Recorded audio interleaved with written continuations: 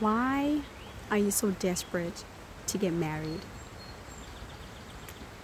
Here's another episode.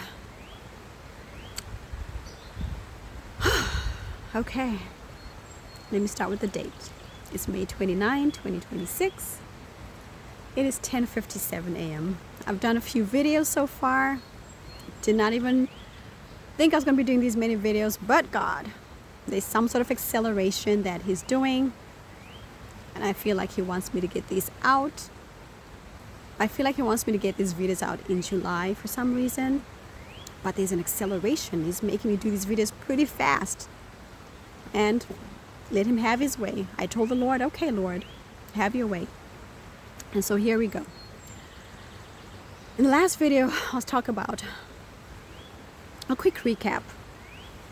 Why are you so desperate to get married? This was a question a sweet 9-year-old asked me one day, which forced me to look at myself in the mirror and to ask myself that question. Helen, why are you desperate to get married? A very painful question, an even more painful journey of unveiling the truth. And so I kind of spoke about a little bit of that.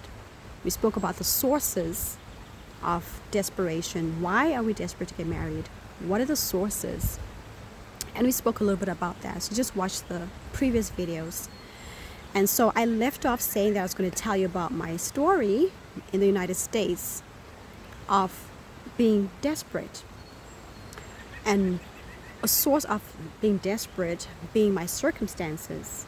And in the last video, I spoke about the main circumstance in my life was finances, right? And so I'm going years back now. I'm taking you back to the States. I'm in Canada right now, so I'm taking you back to the States. And let's speak about desperation and the consequences of being desperate. And so here we begin, another conversation at the bench by the park. And this is about how God is leading me to my kingdom marriage and the lessons I'm learning on this journey.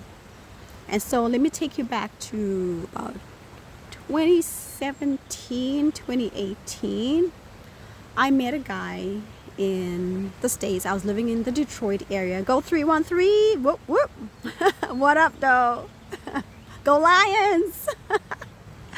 And so met this guy, really sweet guy. You know, we hit off really well, really fast. So fast that, you know how when you're visiting someone, then slowly but surely you leave a couple of clothes there, a couple of things start piling up in their place. Before you know it, you're basically moving in. That was me. So I had my own place, my own apartment. Honestly, I don't even think it was a few months. Like, honestly, in like probably a couple of weeks. This is so embarrassing. I was really like almost moving in with this guy, which is a really big no-no because, you know, I'm African. You know, as Africans, you do not move in with a guy till you're married, let alone have sex with them, blah, blah, blah. So I'm just, hey. And on top of that, I'm Christian. But it was so natural. I had so much fun with him. We just really connected. I remember even took a really nice trip to the Great Bear sand dunes about 11 days after I met him. I don't know what I was thinking.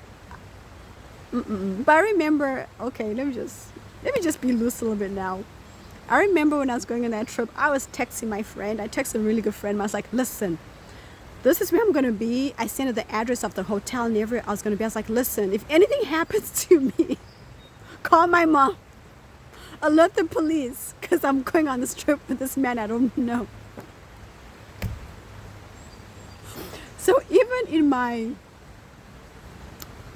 craziness, in my impulsiveness, even in my not being obedient, not being a good girl, I still had in my mind to be careful. And so anyway, the trip went well. It was really beautiful. Everyone thought we were married because we just got along so well. Really nice guy. I'm not going to take anything away from him. Really nice guy. He's actually the one that introduced me to this whole vegan lifestyle. So I'm mainly plant-based right now, and it's thanks to him. Thanks to him. And so, you know, we basically living in together. So I said, you know what, I might as well just move in because I'm here all the time. He had a 2-bedroom, 2-bath place, and I had a 1-bedroom. So I moved in with him. Mistake number 1. And so we there living life, married life, without being married. And here's the thing, I'm Christian, right? I'm Christian. I believe in God, Jesus Christ. Let's make it clear which God I believe in. Jesus Christ, the Lord and Savior. And he's Christian in quotes. Christian in the sense that he grew up in a Christian household, went to church, I guess, knows about God. You know, the typical Black American family Christian lifestyle. And so he's Christian. But he practiced Buddhism. And so when I was with him, I would go to the Buddhist temple. Is that what you call it? A temple, I guess. A Buddhist temple with him. I would go to the Buddhist temple with him. You know, some things you do, and when you reflect, you're like, what was I thinking? Helen, what were you thinking? At that time, I wasn't thinking, and it was like no harm. And honestly, everyone at the temple was so nice, peace, love, you know, would go and meditate. But I remember even in the meditation, he'd be so in it, and I'd be closing my eyes, and I'd be thinking of something else, or even just praying to God. In the temple, I'd be praying to God. And I was like, well, you know what? God is God, right? There's one God. I was so naive. But I realized I really was doing it more for him. More for him. More for him than for me. And so this plays a big part in my story. Because as time went by, at that time, I was watching a lot of sermons by Pastor Stephen Furtick, which I actually later, when I came to Canada, I actually attended Elevation Church. So I used to watch him a lot online, as well as Pastor Mike Todd. So I always used to take lots of notes. I really loved the sermons, learned a lot, lots of revelation. So at that time I was working, right? And he was working, but I used to come home before him. And so I'd get on and start watching the sermons. And then he would come maybe an hour or two later. I came home around 3, 4. He came around 5 or 6, right?